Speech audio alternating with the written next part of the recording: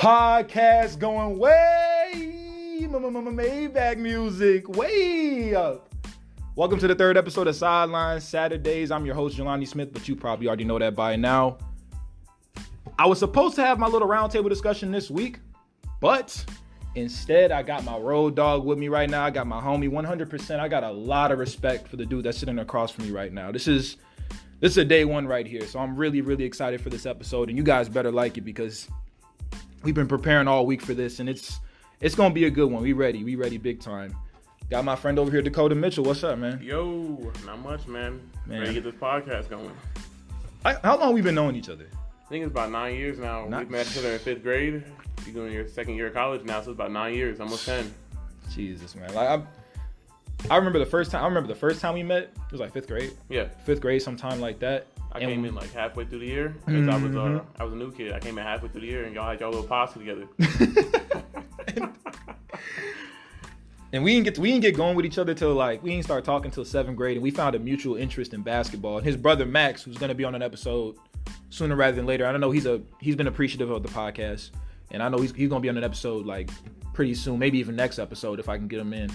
But we had a mutual interest in basketball, and we ended up taking it to the point where we were pretty much obsessive about basketball, weren't we? Yeah, I mean, it was like every day. It was like waking up 5 a.m., get putting the work in till like 7 p.m. till the mosquitoes were out at night. It was crazy. And we really just built a bond with each other to the point where it was just these days, I'm not gonna lie, y'all, I go over his house like 3 days a week, 4 days a week type shit. We do the same stuff pretty much, go get food, we play video games, we talk about life, we talk about music, sports, like anything we could possibly talk about. And we've really built a relationship to the point where like this right now, right here, just this moment right here, this is another moment like between you and me that's just gonna like brothers, forever, man. Like brothers forever. Who my family is. I got them on the list. You know what I'm saying? No new friends. You know, we finna get into some of that, man. No new friends. I'm telling you, this finna be dope for real. But I hope you guys like it. Third episode of Sideline Saturdays. Jelani Smith, Dakoda Mitchell with you. We'll be right back.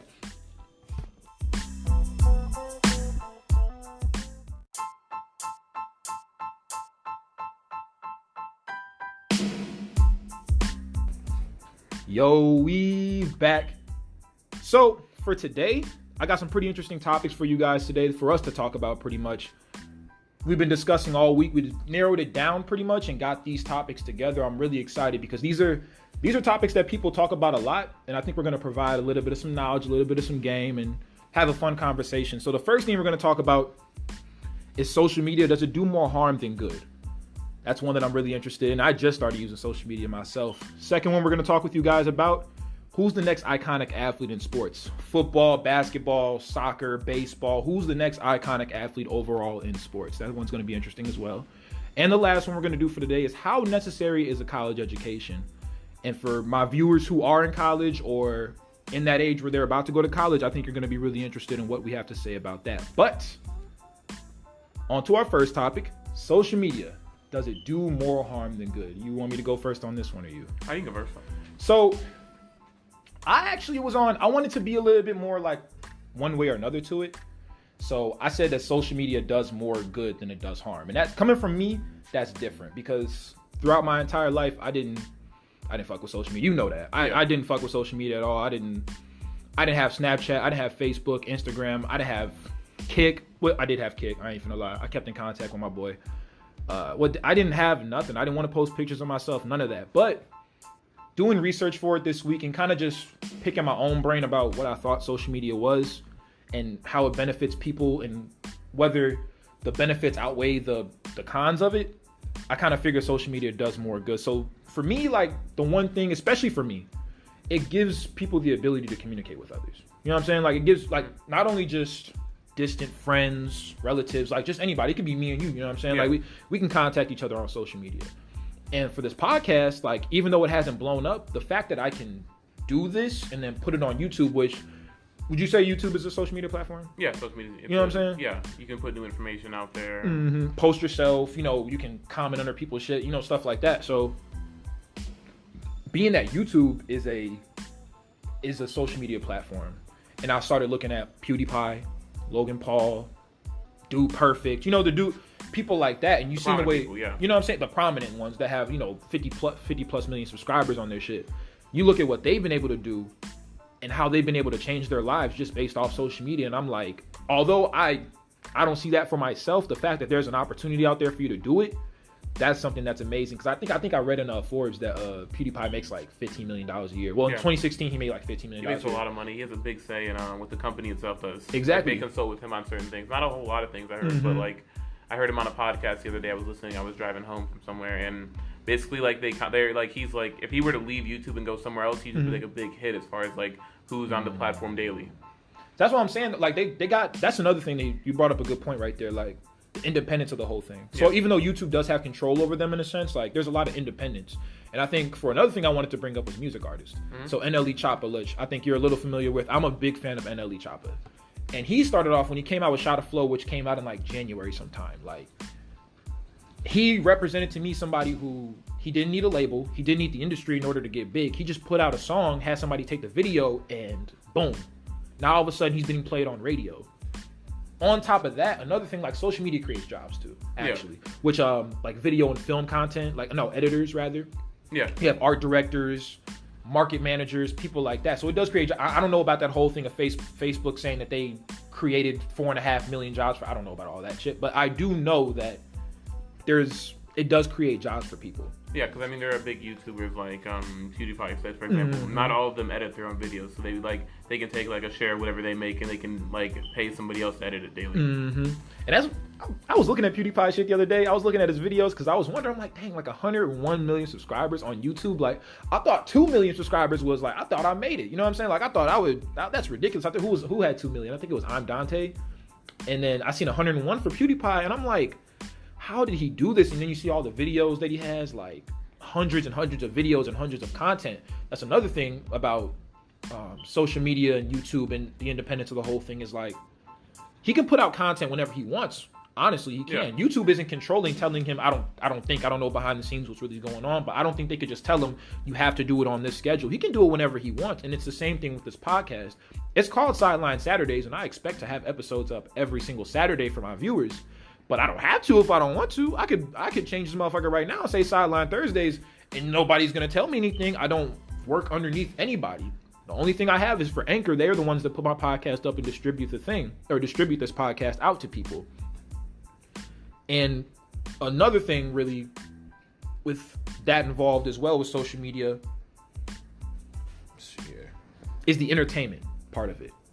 It's really personable. So King Batch. We all know King Batch. We were talking about King Batch, weren't we? Yeah, yesterday. We were talking about King Batch, and we both said, he ain't funny like that. Like, you know what I'm saying? Corny is real cornball, but but thing about it is he got big off Vine, and I heard that he was in improvisational theater like before he started the whole Vine thing. Then soon enough, like 2015 came around, he put up a lot of videos, put up a lot of content, and then boom, he's King Batch now, and he's got the most followers on Vine. Now you see him on Postmates commercials on YouTube, literally. Postmates, I think I've seen him in some TV shows. And so now it's just, you can kind of see where I'm going with this. Like the biggest thing about social media that I like is the fact that you don't need certain things, certain variables anymore to get where you want to go. And on top of that, it's really personable. The humor that's on there, I don't like all the humor that's on there, except the one that's like, all right, I'm gonna fuck with you. Like that shit, that was funny to me yesterday when you were telling me about when I was showing you that was pretty funny to me. But I like the personalities that get on there and the people and how like relatable it can be. Yeah, I mean, there's probably a large percentage of people that are like you only know them because of YouTube or because they got out there, and they probably have there are people that are enjoyable to watch. They have interesting personalities. And for me and you, like pretty much for this podcast now, like you said, like with podcasts, what it used to be or radio shows back in the day, we'd have to get up to the higher ups before we start getting, or we'd have to get it hired. Yeah. Now we can just do this right here, and God bless if this ever goes or turns into something where it's bigger. This was something that was made, like man-made, like this is what from the ground was built. You know what I'm saying? Like this wasn't a company or anything that started to sponsor us. You know what I'm saying? Like Oprah, for years, media, like, or not for years. I mean, she went to school. She was on her own radio show before she got Oprah Winfrey, like the network and all that stuff. And she had to get a job with the media. That's how she ended up getting her job on the Oprah Winfrey network. She wasn't able to just start something like get on Anchor and then start talking about random shit because it's not how it worked back then. I mean, probably for Oprah Winfrey's career, it was probably better. But, yeah, like I think it was interesting what you said about King Batch, how he said he like took classes for like improv. Yeah, and that really helps like his personality thing when doing things like Vine or YouTube videos. It really shows like he has like a wide personality. He can play several different characters. Exactly. And King Batch is he's just an animated ass dude. Like that's just how he comes off in his videos, and people love him for that, and they love his. I don't know. Was that him? That was all. We were talking about it yesterday. Yeah, he was like that backflip dude. Yeah, like, him. Backflip though. Backflip. Yeah, that backflip. Dumb dudes. That was so fucking annoying in school. I couldn't stand that shit. But overall, like even just King Batch, somebody who. You know what I'm saying? But he got on because of Vine and because of YouTube. Actually, I think he's got a YouTube channel right now. I just checked it out today. 2 million subscribers on that thing. So that's kind of where I'm at with social media. It does more good to me than harm. Oh, another thing too, and I'm forgetting to talk about this. You can start movements easily. Now, of course, there's hate groups on social media. You know what I'm saying? So there's people who are out there just to fuck with you. Like I remember we talked about this before. The whole fuck J. Cole thing. Yeah. That started on. Ridiculous. So you know, started on. I forgot where that started. That might have started on Twitter. Yeah, I think that started on Twitter, and it just kept going on and on and on. And I remember J. Cole was talking about how that movement was kind of bugging him a little bit, and then he went to a shoe store, and there were fans in there. They were screaming "fuck J. Cole." As soon as he got up in the store, everybody was all cool. Everybody was shaking. So stuff like that, it'd be like, that's sketchy as hell. I mean, I don't personally. I'm a huge J. Cole fan. I have sweatshirts. I have all the songs. But it's like, he's never done anything that I can see for anybody to not fuck with him. If you don't like his music, that's one thing. But as a person, he's never done anything super controversial. And I want to we're delving off topic a little bit, but fuck it. Yeah. This is our podcast. Fuck this shit. J. Cole, we were talking about this yesterday. J. Cole, if you have beef with J. Cole as a rapper, to be real with you, like, it's your fault. I'm going to be honest with you. J. Cole don't do nothing to nobody. He shouts out a lot of cool people. He shouted out 6ix9ine in his song. And nobody likes 6ix9ine right now. Folds, Dennis Smith Jr. That dude does nothing but positive things, and whenever he speaks, it has weight to it. You know what I'm saying? Like, there's nobody he's not gonna come in and speak on an issue just to speak on it just so he can be heard. When he says something, there's gonna be some weight behind it. There's gonna be some action behind it. So for all you J. Cole haters out there, we ain't got no love for you on this podcast. I ain't gonna lie to you. I like how on every something he does really often is he like uplifts people around him. He tries to bring up, like with Dreamville, he put on a lot of rappers that people wouldn't really know about, and that's how I actually found out about DaBaby, because he was on Dreamville. Yeah, he was on Dreamville, and I heard that one song with him. I was like, whoa, that dude can really rap. Revenge of the Dreamers, and stuff like that's another thing about social media as well. And I'll get back to it. So DaBaby is more like industry with it, but you know, DaBaby had a come up. Like he didn't have a music machine behind him. He didn't have people behind him when he first started. And I saw his interview on Sway, and he talked about when he first started rapping. He got up in the booth, spit some shit. He liked it, and then from that point on, like the next month, he put out a mixtape. Like the next month. That's how you know you're a hustler. Number one. Number two, you got a lot of natural talent in you. And for somebody like DaBaby to go from where he started at in Charlotte, North Carolina, where there's not a whole lot of rappers. I mean, the only North Carolina guy you hear about is J. Cole. So for him to come out of that, starting with mixtape after mixtape, here comes Baby on Baby, or before even Baby on Baby, blank blank, then Baby on Baby. Now he's got Kirk out. I feel like social media gets a bad rap for a lot of things. It's just like news today, I feel like. You know what I'm saying? So on the news, you're only gonna hear about the bad stuff. You know what I'm saying? You're gonna hear about murders, you're gonna hear about killings, and then you might hear that story about that dog who's driving a car, you know what I'm saying? But for the most part, people are just looking for negative things to talk about. And I think when it comes to social media, a lot of people want to say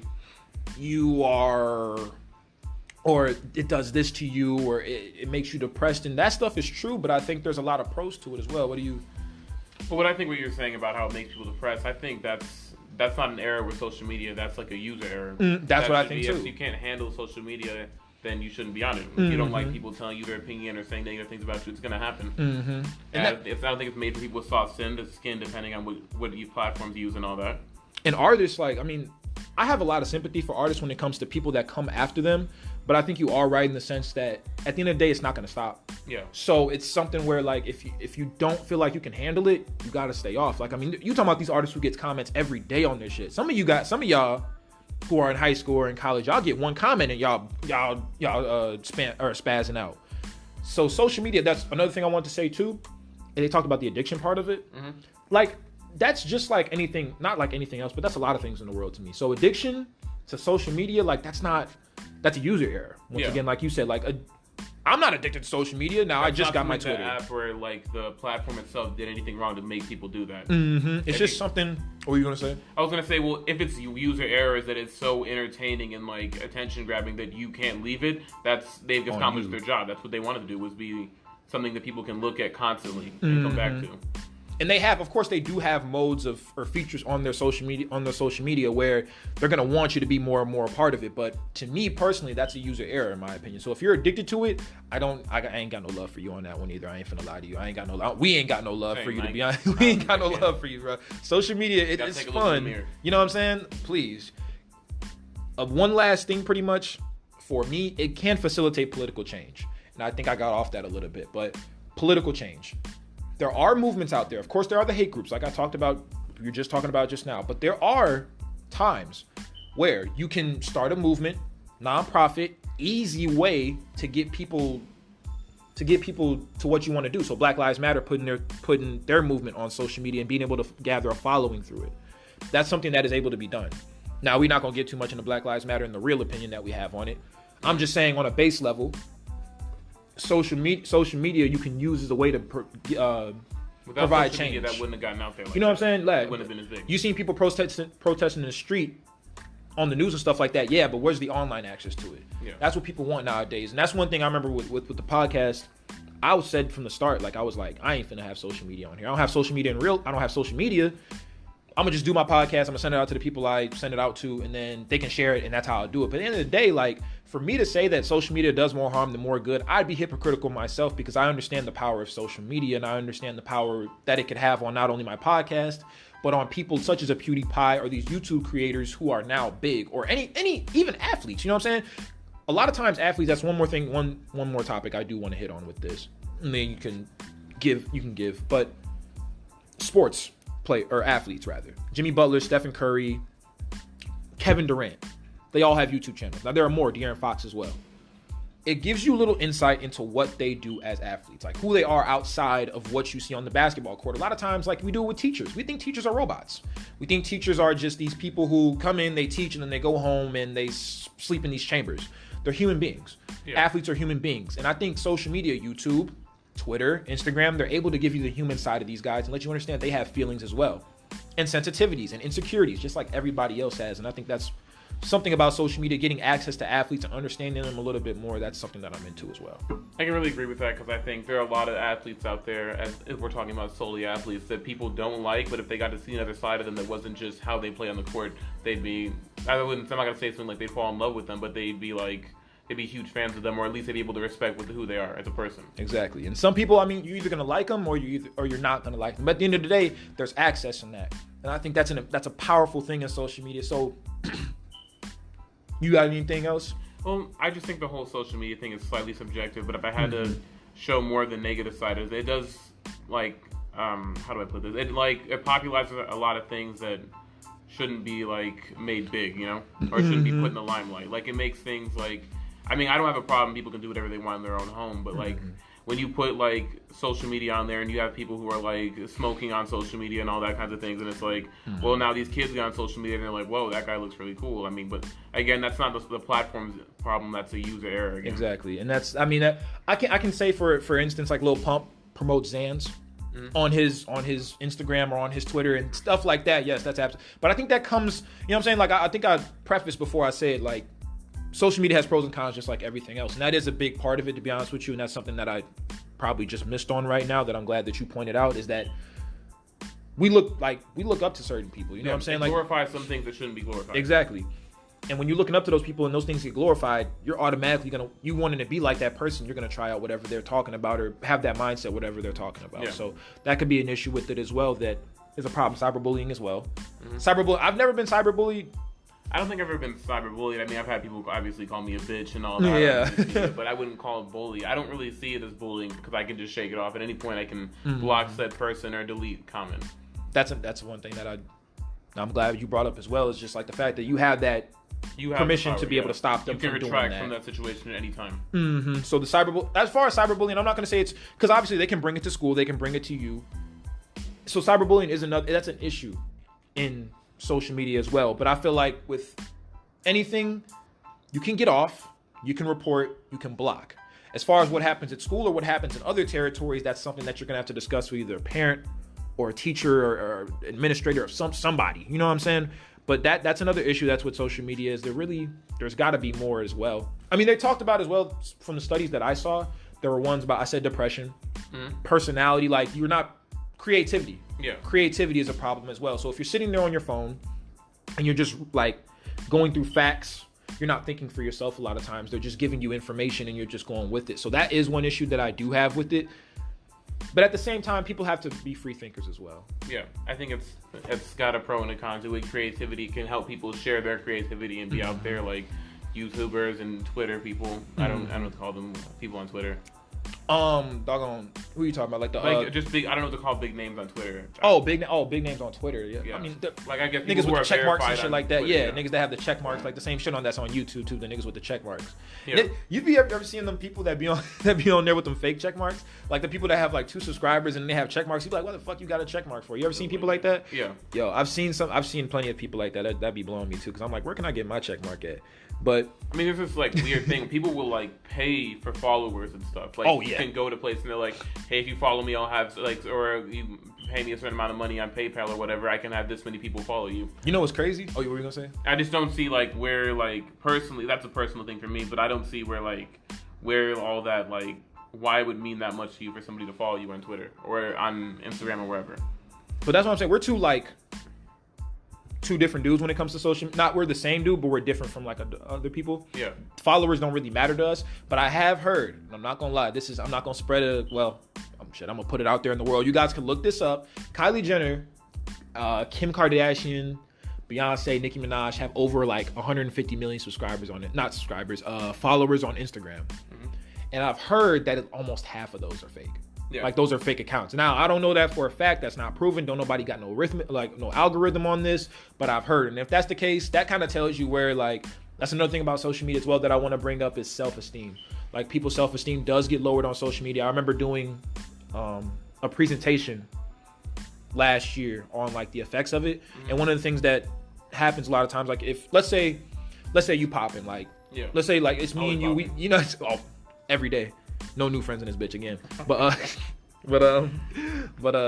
let's say like you get 200 likes on a Twitter post, like a picture of you got your little Lamborghini, you sitting like this, you know what I'm saying, and you on the hood of your car. I just did my push-ups. You know what I'm saying? You looking great out here, looking fresh. And I see your post and I'm like, damn, like look at the great life he's living. Maybe you're not living a great life. Maybe you just flexing one time, one moment, but really your life's terrible. Not even my car. You know what I'm saying? It may not even be your car. I've seen shit like that happen too.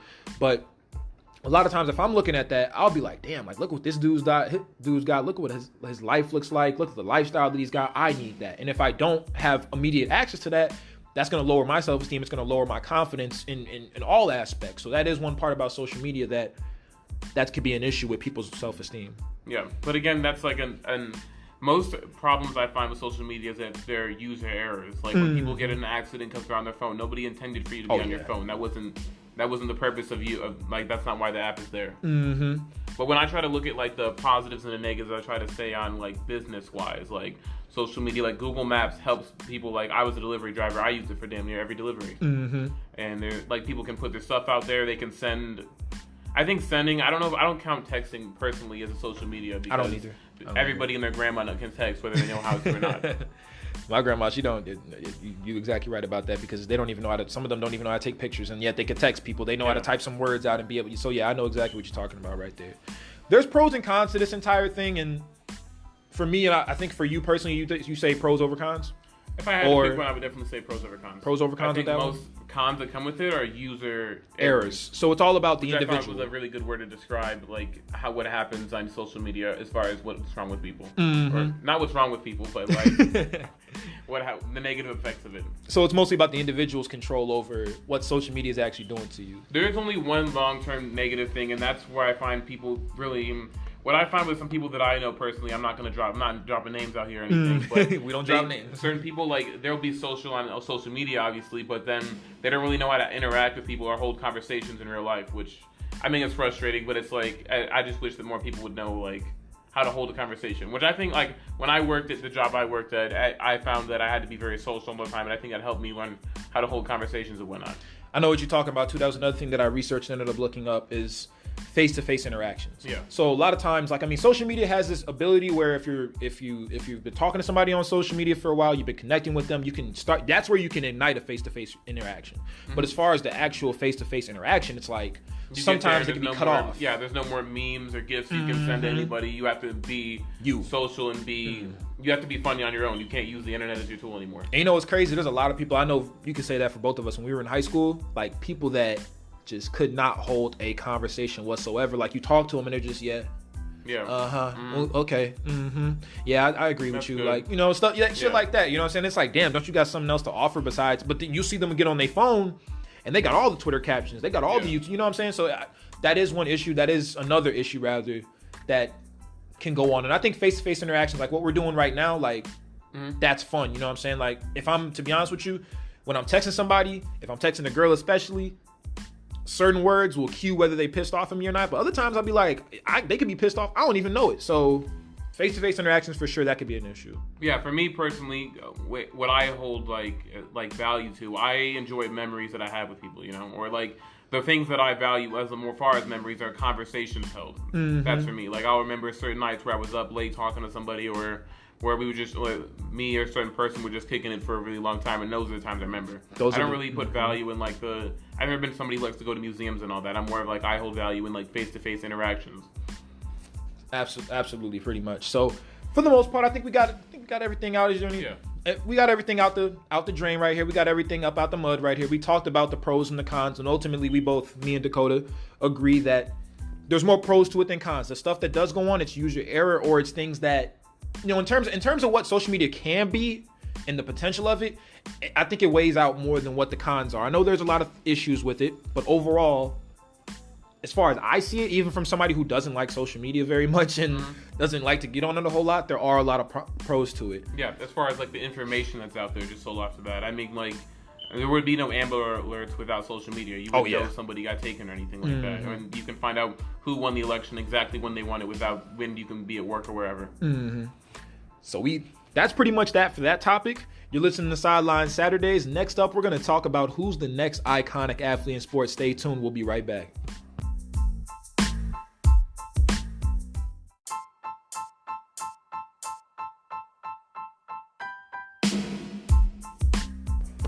We back at it again. I'm here with my boy Dakoda, and the next topic for today, we're going to talk about who's the next iconic athlete. I'm pretty excited about this one. Although we don't know who's the next iconic athlete for sure just yet, we're gonna give our predictions of who we think we are, and you don't go first on this one.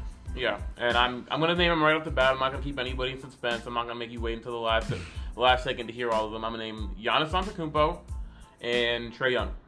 Giannis Antetokounmpo, Trae Young. So we staying in the basketball realm with this one. Yeah. I'm not gonna lie to you. I was thinking like that too, because I'm gonna be real with you. Although I did say at the top of the show, like, next iconic athlete, soccer, football, basketball, baseball, hockey. Like, let's be real here, guys. When we think of iconic athletes, some of the first ones we think about are basketball players. The reason I think it's basketball is because there's like, it's like there's so much flavor, or like a flavor, sauce, juice. They got it all. There's so much personal in the NBA. They can wear whatever shoes they want.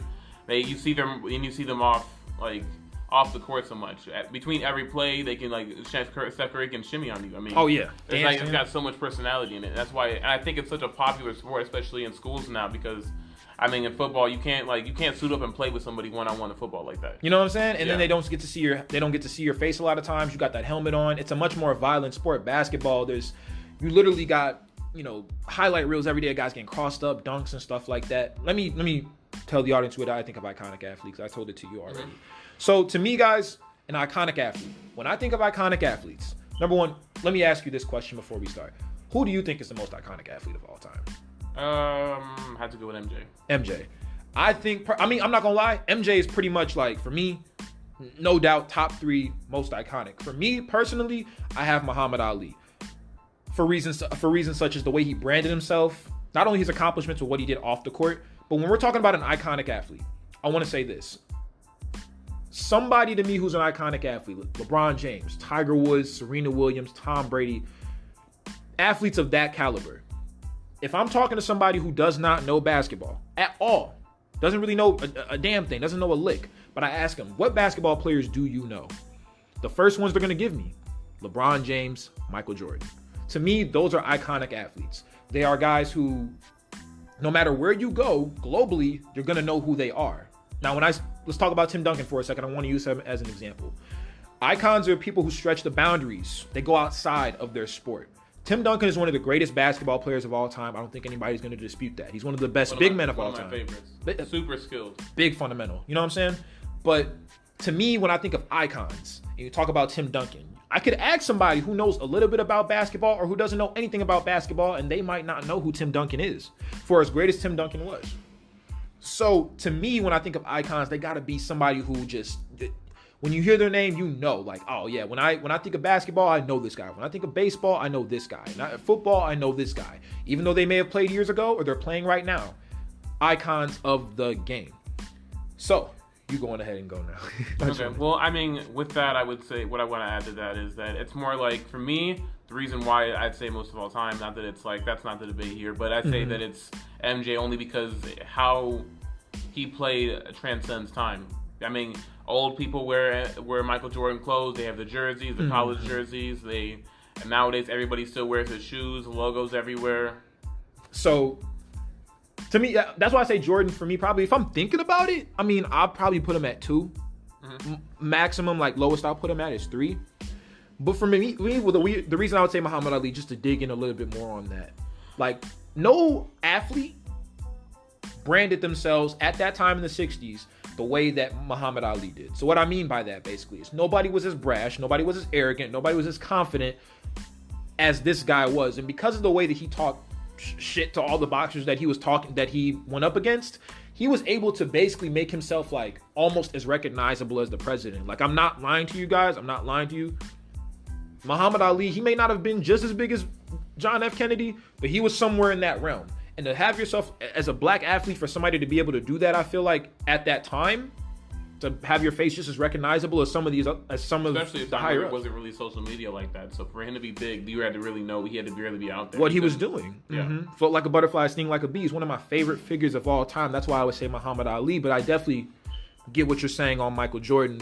Yeah, I get what you're saying with. I mean, I couldn't tell you who the president. And before you said John F. Kennedy, I mean, I wouldn't be able to tell you who the president was at that time. So I definitely agree with Muhammad Ali being number one. I can definitely flip flop him. But let's get back on the subject for this one. So who you got for? I got Giannis Antetokounmpo and Trae Young. I think Trae Young embodies what the new NBA is. He doesn't, no offense to him, he doesn't play really good defense. He plays a fast pace of basketball, and he shoots a lot of three-pointers.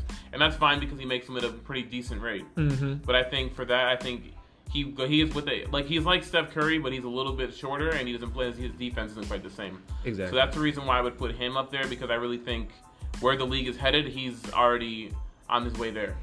I think with Trae Young, one thing that I'll say about Trae Young, if he's not a star already, he's going to be a star in the future. Like, he's going to be a superstar one day. He may even be, at some point in his career, he's going to be considered the best point guard in the NBA, I feel like. Like, when in terms of skills, like skill-wise, I mean, handles, passing, shooting. I think he's a really underrated passer. Man, really underrated passer. I think he averaged, it was 8 assists last year a game. And toward the end of the season, he started murdering guys when he came. Man. He was hitting game winners. He really took off towards the end of the season. I think if he would have played like that throughout the whole season, he would have run Rookie of the Year, without a doubt. Oh, yeah, for sure. Oh, for sure. I think so as well. We had the debate about that where you said Luka, I said Trae Young. And toward the end of the season, it was just like, I mean, Luka was still playing at this crazy level, but Trae Young started, like, really, really getting up there. It's just that he did it late into the season and not starting off. His shooting was bad toward the beginning of the season. The beginning of the season. He was just getting adjusted to the NBA though. So you know what I'm saying? It's all recent. It's not like he was trash at the beginning of the season. He was just getting used to it. So for Giannis, what did you got for? For Giannis, I think he's a player that people who don't necessarily like this new style of basketball can mess with, because he's a great passer, really good rebounder. Wow, I'll argue he's one of the best, especially in this position. He's the best rebounder, and he plays really good defense. And there's not a whole lot of jump shots in it for him. I mean, he has a bit of a mid-range game and a bit of I wouldn't say post up, but he can hit a post fadeaway. And so the way he slashes to the rim and on fast break basketball, I really think that's something that people who liked watching Magic Johnson and Jason Kidd and players like that can really enjoy. Absolutely. I think with Giannis, I say the only thing like with Giannis is, and I'm gonna be honest, I'm gonna be a little racist on the show. Give me some slack, give me some flack with it. I don't really care like that. Like European players, it's a different market, like in ways for them. So Giannis, although he might just end up transcending the market, I would not be surprised by that. For me, I would not have Trae Young in for Giannis Antetokounmpo, just because for one, Giannis Antetokounmpo, the market, just overall for players. Now, there's never been a European player like him. I will say that. But I feel like there's a player, not necessarily who's above him right now, but somebody who I have on my list right now who, at the end of the day, I mean, I'm about to put it how it is, American. And in the market for American players, you know what I'm saying? I don't want to be like that because at the end of the day, like, I mean, I remember when we were watching Undisputed.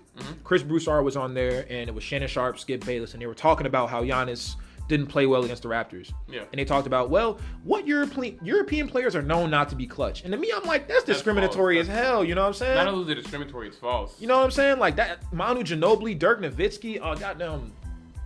I'm gonna have to think some more in my head. Manu was a competitor. Man, he was quite the competitor, and he was clutch for years. Ended up took a back seat a little bit, but when they had big shots, Olajuwon and other players like that. You know what I'm saying? So at the end of the day, like to say something like that, I think that's off. But when you're talking about what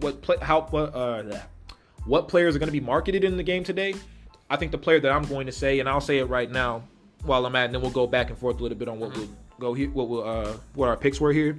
I have a tie, but I'm gonna be honest. I'm gonna say the first one. I'm gonna say Zion Williamson.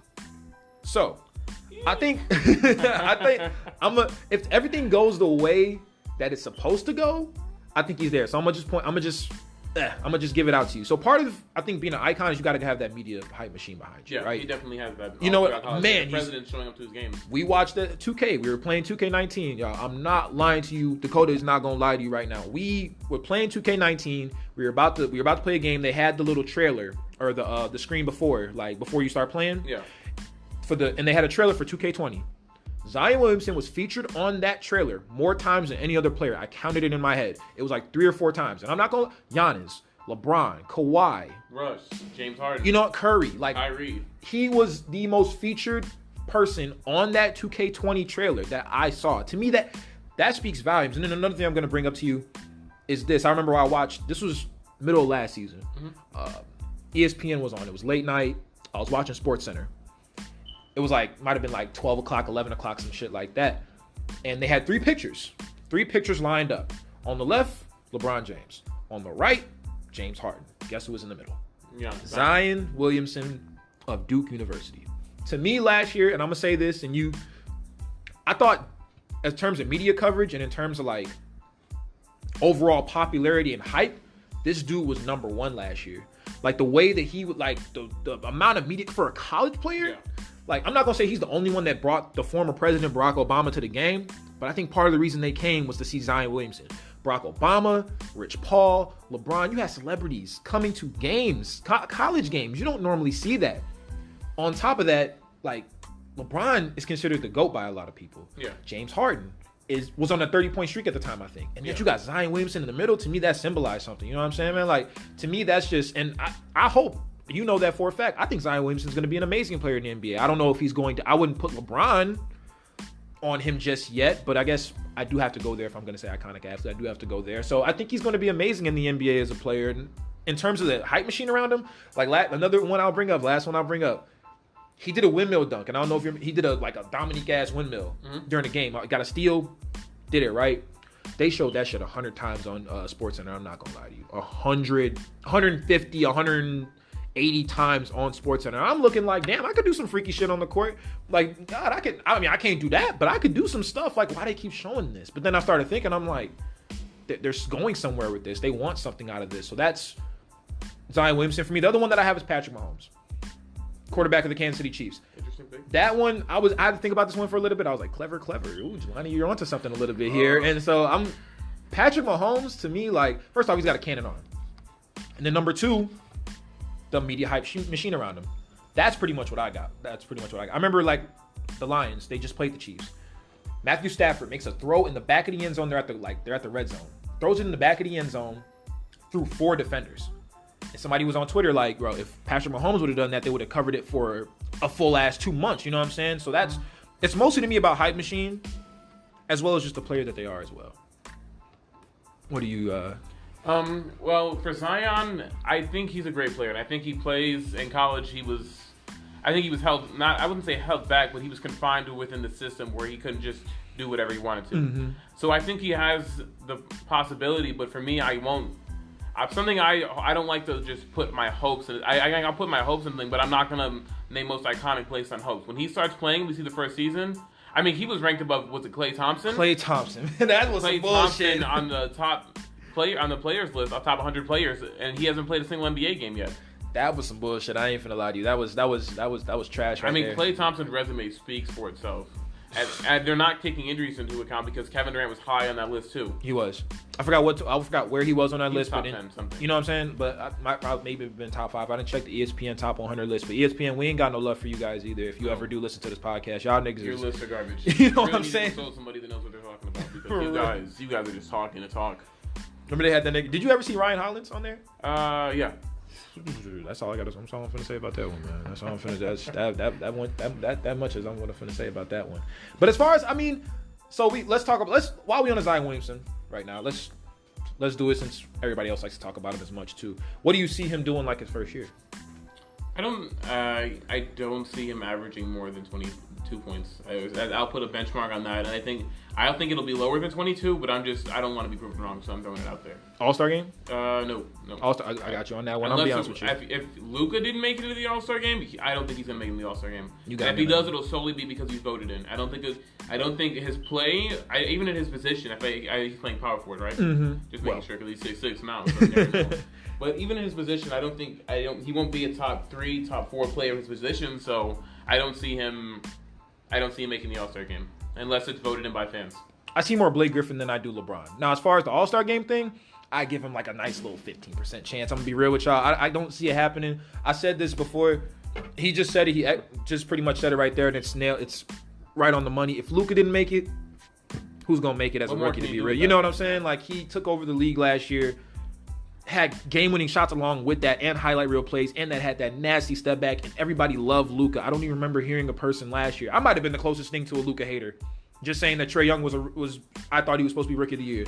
Everybody loved Luka. And then Ben Simmons the year before, I mean, he played great and had himself a little all-star caliber season his rookie year and he didn't get in. I think Melo got in over him. So it's hard for me to do that. What do you think the Pelicans are going to do this year? I think they have I don't think they'll be above the 5th seed. I think that's max for them. I like to set a little benchmark for everybody's like max capabilities. If I'm wrong about that, I'm wrong. But I think they'll be around the 8th seed. The only reason, even if they get in the playoffs, I don't see them going like second round maximum.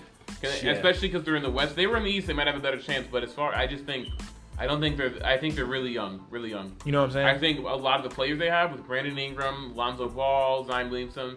Zion Williamson hasn't been super injured recently, but as well as Lonzo Ball and Brandon, they're like, to me, they're their top 2 hitters. Besides, I know they have Drew Holiday still, right? They do. Okay, they have Drew Holiday, but you're looking at the future right here, and I don't see right now they've had a lot of injury problems, and as if they can play healthy, I see them possibly getting an 8th seed, but that's maximum. The West is super packed this year. And everybody's talking about, and we might just get to that a little bit later because that's bugging the hell out of me. ESPN came out with a little bit of some predictions on teams, and they said that Golden State, what'd you say, borderline playoff team? They said they're borderline player team. I don't know what their criteria for borderline players because they never released a criteria for anything. That's why I wish they would have the criteria on there and all of their lists because all of them are garbage, and I want to know how they came to that conclusion. Hey, we throwing shots at ESPN today. I'll name drop ESPN all day. I don't care. them niggas is washed. I'll say it this way: if they want to come on the podcast and defend themselves, they are fully welcome to. Man, I gotta hear from some of these little analysts because especially what's his name? What's that boy name? Ryan Hollins. I just said it.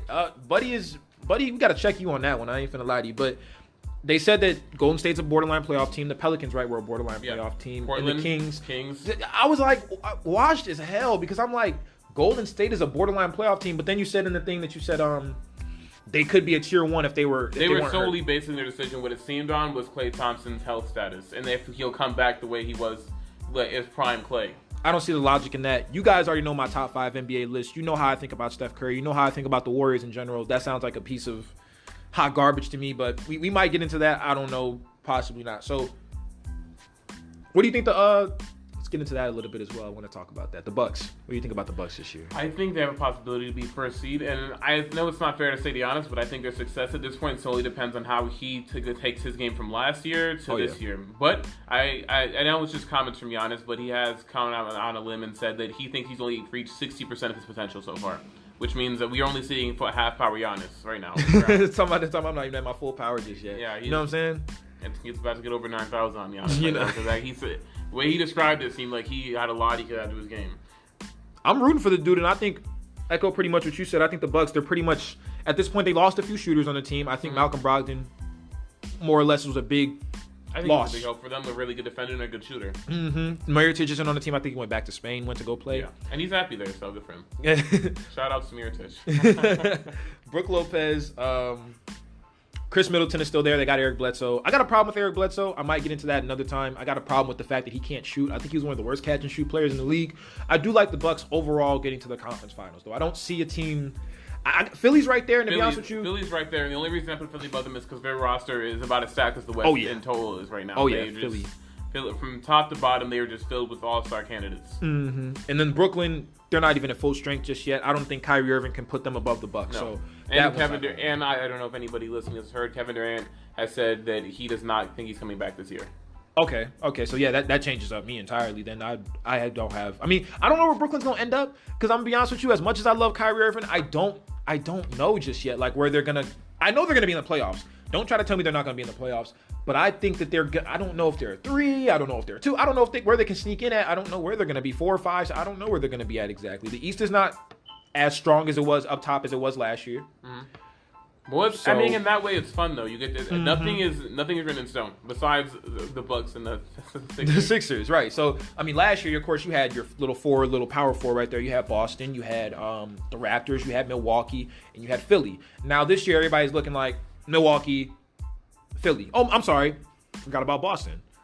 So honestly, there's a lot of question marks with Boston. There's a lot of question marks. We talked about Jaylen Brown a little bit. I think if Jaylen Brown can step up and be a lot more, I think Jason Tatum. He's not the sole player on the team, but he's the future of the team. Kemba Walker he's not a 25-year-old player. He's getting a little bit older. I think he's going to be a lot of help for them offensively, but he's not someone that I would consider a playmaker. He's more of a shoot-first player, and right now I don't see them. Now that they lost Terry Rozier, I don't see them as a playmaker.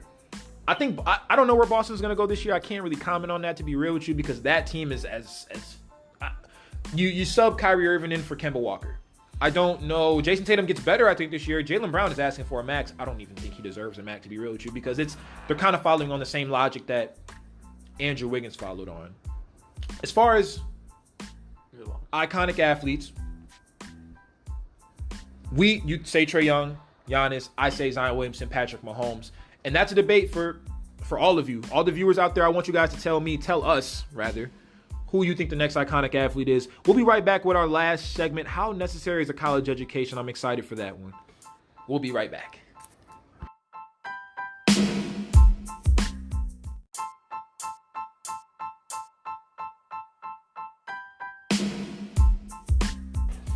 All right, and we back on Sideline Saturdays. I'm going to tell you again, I'm with my guy, Dakoda Mitchell, right here. And for our last segment today, this is something that's really going to hit home, I think, with a lot of the teens out there, the guys guys and girls who are going to be getting into college pretty soon, getting their education in college. We're talking about how necessary is a college education. So I'm going to go start by saying this. I think a college education is pretty necessary. So people will point to like the crazy outliers. Like I was looking it up. Crazy outliers. Like, well, Steve Jobs didn't get a college education. Oprah didn't get a college education. Ellen didn't get a college education. Kim K didn't get a college education. Richard Branson didn't get a college education. Like, are you any of them people? Let's not forget what Kim K had to do to get. Well, yeah, we're not gonna get into Ray J and all that, but you know what I'm saying? Like, being Ellen, being Steve Jobs, being Oprah, that's pretty hard to do. You know what I'm saying? Like, that's something. So to me, when you're talking about the more average people, college education is important. It's gonna get you. It could possibly. This is not for sure. This isn't 100%. It's gonna get you higher pay. It's more flexible. You get more flexible job opportunities when you have a college education. Get yourself a college degree. It improves your resume. And like, if you don't know exactly what you want to do, it's gonna help with that as well. It's going to help like with you being able to sort out like what you want to do exactly, because some people don't know what they want to do even after they get out of college, and you're less likely to be unemployed. So I think a college education is necessary. Now, the problem that I have with a college education is the people that'll look at you and the labels that are put on it. So because I have a college education, I'm better than you, I'm smarter than you. That's the problem that I have. You know what I'm saying? Yeah. What do you got really for it? What I wanted to say about it was I think it's necessary as far as in today's market to get jobs and to proceed. I also think it's a good thing. I think it helps people when they get out of high school, they get to find themselves without the same friends they had around their whole life. They get to do their own thing. And it really helps prepare people as a person, you know? And I think it helps obviously with job opportunities, but when I say it's not necessary, I don't mean that you obviously you can get by without one, but I think what I mean by that is that like there are a lot of jobs that require college education that I don't think necessarily need college education. Oh yeah, well, we can definitely get into them that have a college requirement on them, and you don't need a college. There shouldn't be a college requirement on those jobs. Yeah. Now that's another thing too. Like as far as the jobs that are out there now, like I mean, I'm pretty sure McDonald's is gonna finna start requiring college educations in this motherfucker. Man, you know what I'm saying? Yes, you're gonna need something big time in order to work for them. You're gonna need some sort of like, you're gonna need to be a part of clubs, all that little thing. But the other opposite side of that is there are going to be more machines that are taking over some of these jobs as well. So having a college degree is going to be important for the people who... It's important for professional class people. So lawyers, surgeons, doctors, teachers, people like that. Like you're going to need a college education if you want to do any of them things. At that point, you are affecting other people's lives like on a daily basis. So you're going to need an education. You normally want the person with the highest qualifications. Exactly. But I think a college education is going to start to be more important. It's going to be really more necessary for people when machines start to get a play in this. Because they're going to start, like, I mean, I was looking it up. Amazon, like, they're going to have machines doing all this stuff sooner or later instead of people moving these boxes on these shelves and stuff like that. So it can be a big issue. As far as intelligence-wise, one of my favorite figures is Malcolm X. One of my favorite just overall people, along with Muhammad Ali, along with Tupac, some other guys on that list as well. But Malcolm X for me might be number one.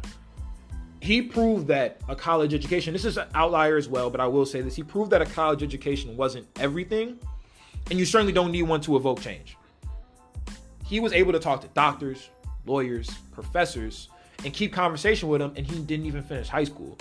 So the problem that I have when people say how necessary is a college education is not so much like how necessary is it to be successful or how it's necessary is to get a job. It's more along the lines of when people are like, if you don't have one, then you're not smart, you're not intelligent, you're not up there on my level. That's the type of stuff that I don't necessarily like. I agree with that. And I mean, I'm not going to try to toot my own horn with this, but there's like, I'd say about like 80% of the people that I know that went to college, I consider myself smarter than them. That may be a bit of a narcissist to me, but I definitely see them. I'm like, yikes! Is that what I gave you? I hope it worked. He's like, no, you're a smart dude though, and like that's what I'd be saying. Like for you as well, like just you're a smart dude to me. And there's a lot of people that I go to college with.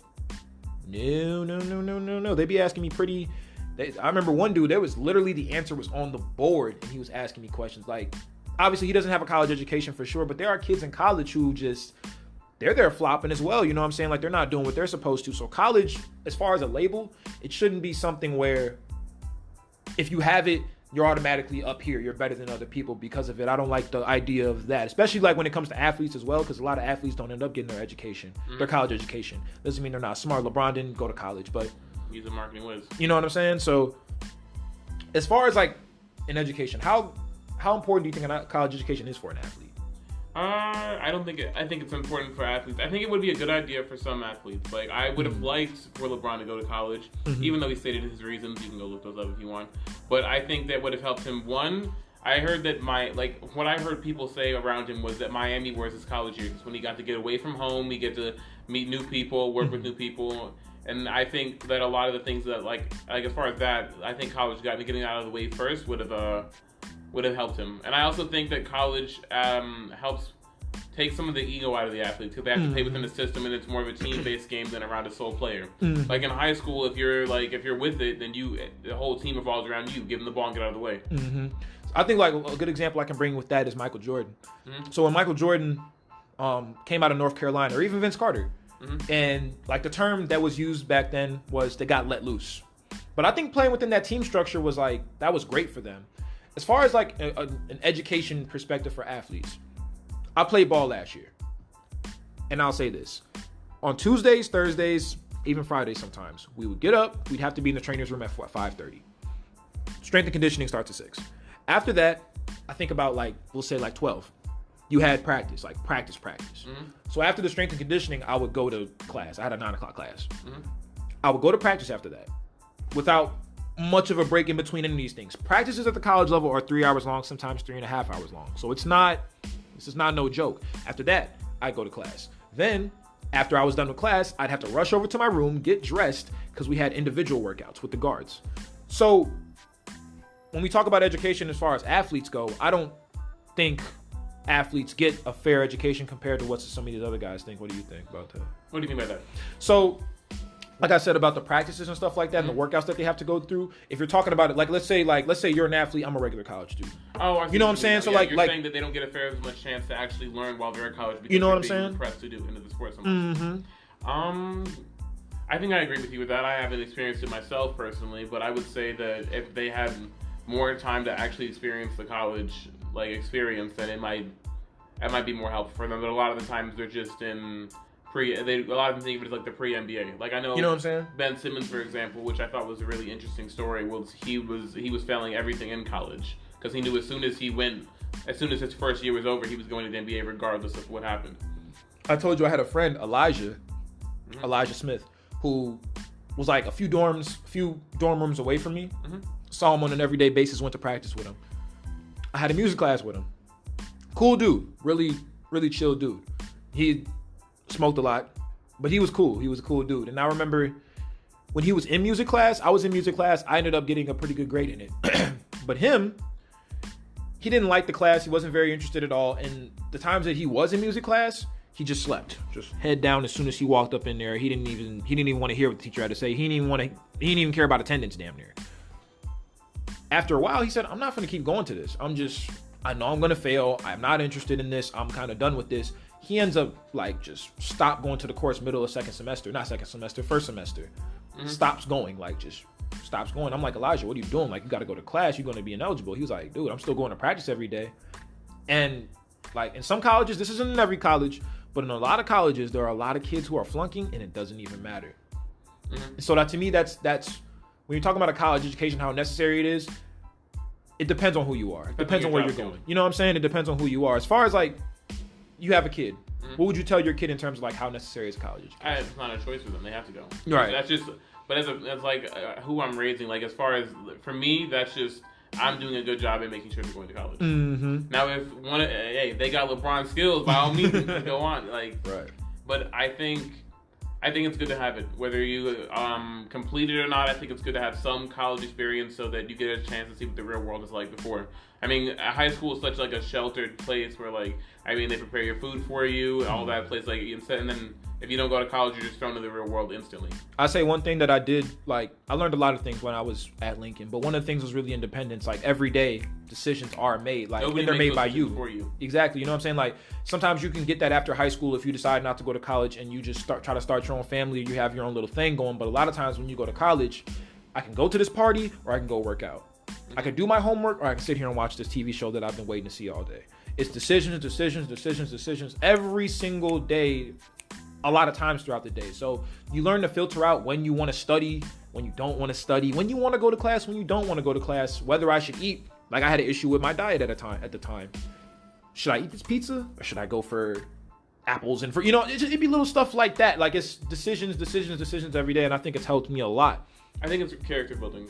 Exactly. In a great way. Because I think a lot of the players that I've seen, and NBA is probably what I use as a reference for most things because it's what I've studied the most with everything. I think they, the ones who go all 4 years are some of the best teammates I hear about. You don't got no argument coming from me on that one. You ain't got no argument. I think that going all 4 years is helpful. Obviously, if you got what it takes and you want to help your family out, go as early as possible. Mm-hmm. But I think if you have the chance, I would go. I personally, if I were to get to that level, I would go all 4 years. Oh yeah, for me personally, like when I was even when like you in high school and you playing and stuff like that. For me personally, I was always one of them kids. Like my dad told me, like you should go play 4 years if you're gonna go play some basketball. Like don't be one of these kids that are, not to say that they're wrong. There's a lot of circumstances behind one and done players. And to me, if you're being honest with you, I don't know what you think about it. I'm gonna ask you in a second. Like I think they should uplift that. Where me personally, 4 years that's ideal for me. But I do wish that Adam Silver can get that uplifted where high school athletes can come in. But what do you think? I think high school athletes be coming in to be, especially when you come, like, if you look at where LeBron came from as far as like situation wise, they want to get that money to know their like hard work that they put in as secure as possible, regardless of injury in the NBA or not. So let me backtrack here. The necessity of college education and kids. So for me, what I would tell my kid probably is like, one thing that I think like school doesn't teach you is passion.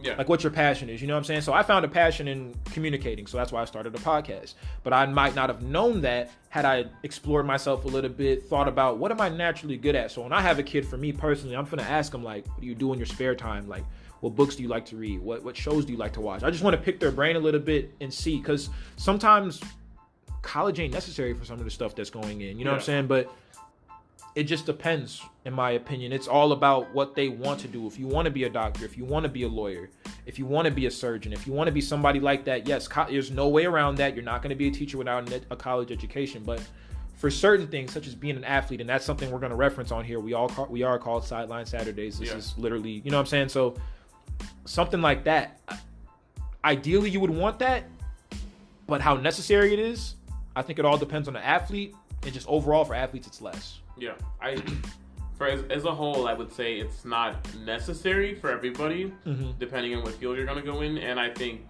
like, but in the job market wise, it's something that it would be nice to have in your tool belt. So what about like rappers? I mean, not really, right? Not really. I mean, I think that the rappers who do go to college, they have really nice vocabulary, and it's not, they don't rap about the same topic again and again and again. Money, but I don't, shit, bags, yo, like, you know. I don't think you need it. I don't think they need it, and I think if they're in a situation where they've worked hard enough as far as like marketing wise to get themselves out there and they want to go, then they don't want to go to college. I don't see a need for them to go. Do you think that rappers should, like, I'm gonna say, do you think rappers should promote kids going to college? Like, do you think like let's say it's J. Cole, and let's say I'm a rapper, right? I'm an aspiring rapper. Should J. Cole be telling me, go get your college education? I think that's based on, I think it comes off as ignorant for people who don't go to college to tell people to go to college, because you don't know, you haven't experienced it yet. So people like I know for Drake, I think Drake dropped out of high school, or it could have been college, but yeah, I think high school. Yeah, but I mean, he can't tell anybody else what you should go to college. Well, you made it not going to college, so for you to tell somebody else that they need to is hypocritical. You know what I'm saying? Like, I get what you're saying on that one. I think like when it comes to stuff like that, I don't want to get too off topic here, but when we're talking about like what somebody should be like, let's say like a registered sex offender goes at somebody else who's being charged for rape, and you're like, you monster, like this, that, or the third. Like, you like, hold on a second, dude, you a registered sex? Who are you talking to? Like, don't throw stones in a glass house. You know what I'm saying? Like stuff like that, and it's like, but hopefully they can get the message out of it, maybe, possibly. You know, even though that person is in the wrong too because you did stuff in the past, hopefully they can get the message out of it a little bit, maybe. Now, for college education, the last thing I really want to say about it is, well, pretty much for the most part, find your passion. Whoever you are, whatever you want to do. If you don't know what you want to do, yeah, you know what I'm saying? Find your before even talking about how necessary a college education is. What's your passion first? If you can't find that, maybe it's best that you do go to college, because some people do end up finding their passion in college. I have friends who are in college right now, still don't know what they want to do. That doesn't mean like in a few years they won't find out, but I think college can help you a little bit with what you want to do in your life. So I think the mutual answer we have here is find what it is that you like. Do as much as you can when you're young so that you can find out what you like, because sometimes your passion, you have to go through college to get to it. Absolutely. So to know as early as possible. I mean, obviously it's not as easy for everybody, but I think that doing something that you're not passionate about I'm not going to say it's a waste of time, but why do something that you don't want to do when you can do something you enjoy and make money doing it? And another thing too, I want to hit on this, so this ain't finna be the last thing, as far as college debt goes. So how necessary is a college education? For some people, I mean, college, everybody says college ain't that expensive. You drunk, my guy. Crack is one hell of a drug. I have a $1,400 hold right now at the university I used to go to, Lincoln. That is not cheap. That is not cheap at all. That's not something that just, I got $1,400 in my hand. Now I'm gonna go pay it off and go to the next college. I have a friend, not gonna name names, has a $5,000 hold. $5,000. That's not gonna be just paid off. We don't got fairy odd parents. We can't just get people to get us $5,000, snap at the fingers, and we're going off to our next college. So if you want to put that in there, what would you think about as far as money-wise what college brings? I think it's unreasonably expensive for something that you at this day and age is becoming a necessity, like a diploma. Mm-hmm. Like, I mean, it's becoming the new high school where you have to go to get a job in the job market. Pretty much. So I think it's way overpriced, and I think with the money some of these universities are making, like Duke, I don't think they need to get money through funds like that. Absolutely. I think through like college, for like having college debt. Mm-hmm. You know what? I'm gonna say that for another day. That's a whole different subject. I'm gonna just keep that. I'm gonna keep that bundled up. We'll keep that for another episode. How necessary is college education? Find your passion. Money-wise, you're gonna have to flip that a little bit. Find out. You know what I'm saying? 40 years old, 50 year olds who still got have college, debt. who still got loans to pay and stuff. Actually, I had a Uber driver, and this was like a few weeks ago. I'd be having Uber drivers who, I'm not gonna lie to you. If I told you guys my Uber driver stories, you'd be like, "What the hell? Like, who are these Uber drivers?" But they were mystical wizards. You know what I'm saying? Like, man, I met a Grammy Award winner, but I had one whose major was, I believe it was chemistry or like science of some sort. They were like 40 years old, and they first off, it's hard to get a job in their field. I forgot what the. It's hard to get a job at that age in general. Most people are hiring. They want to hire somebody who's younger, who's going to be there a while. But they were talking about how they're still paying off debt, and they don't know how they're going to pay it off exactly because they can't get a job. I think it was biology. Biology was her major, and I was like, damn, like that makes you think twice really about what's going on, because number one, like, we can hit on this as well, general education versus specific education.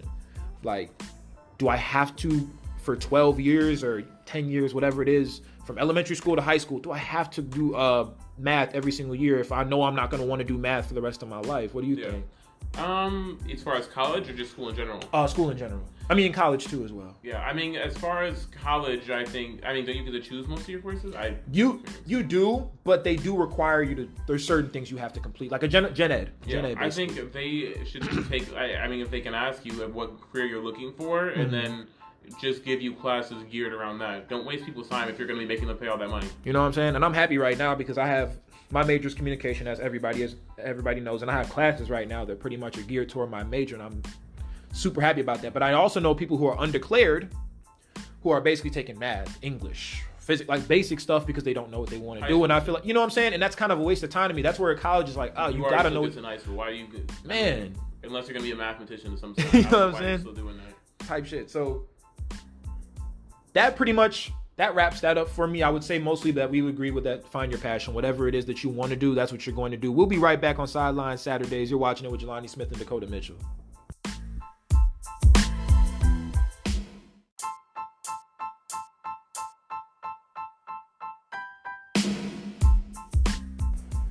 Yo, we back. That's the end of the third episode of Sideline Saturdays. It's been Jelani and Dakoda with you. One thing I got to stress to you guys, and I'm going to keep stressing this every single episode, I'm on Twitter, I'm on YouTube, I'm on Spotify, and I'm about to get on Apple Music because my shit is dope and they're going to approve of it. I know that for a fact. Get at me with questions.